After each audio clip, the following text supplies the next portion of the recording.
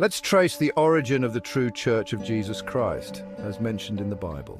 In Romans 15:24, the Apostle Paul says, "I plan to do so when I go to Spain." This statement reflects Paul's deep desire to spread the teachings of Christianity to the farthest reaches of the known world. Spain at that time was considered the edge of the Roman Empire, a land of great mystery and opportunity. I hope to see you while passing through and to have you assist me on my journey there. Paul was not just seeking physical assistance, but also spiritual and emotional support from the Christian communities he had nurtured. His journey was not merely a physical voyage, but a mission to strengthen the bonds of faith and fellowship after I have enjoyed your company for a while. Paul cherished the moments of fellowship with his fellow believers, understanding that these interactions were crucial for mutual encouragement and growth. His letters often reflect his longing for these personal connections, which were vital for the early Christian communities to thrive and support one another in their faith. Now, let's consider an important moment in Philippine history. On March 16, 1521, Magellan, the famous explorer, arrived in the Philippines with a Spanish expedition. This event marked the beginning of a significant chapter in the history of the archipelago.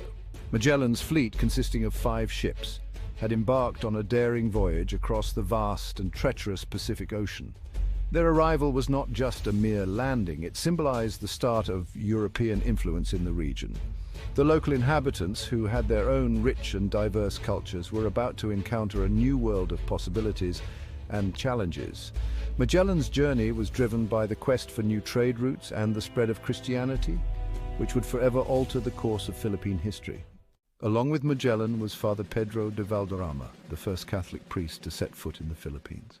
Father Valderama witnessed the first Mass in the Philippines on March 31st, 1521.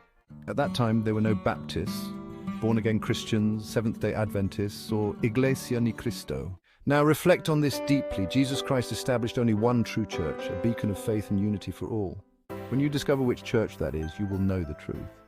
But if you belong to groups like the Baptist, born-again, Seventh-day Adventist, or Iglesia ni Cristo, remember that these are man-made religions. These denominations, while rich in tradition and community, were established by individuals interpreting spiritual texts and teachings. They have their own unique doctrines, practices, and histories that distinguish them from one another. It's important to recognize that these groups, despite their differences, share a common goal of seeking spiritual fulfillment and understanding. They offer a sense of belonging and purpose to their followers, but it's crucial to remember their human origins and the context in which they were formed. This awareness can lead to a deeper appreciation of their contributions and limitations. If you found this video inspiring, please like, share, or subscribe to help spread the message.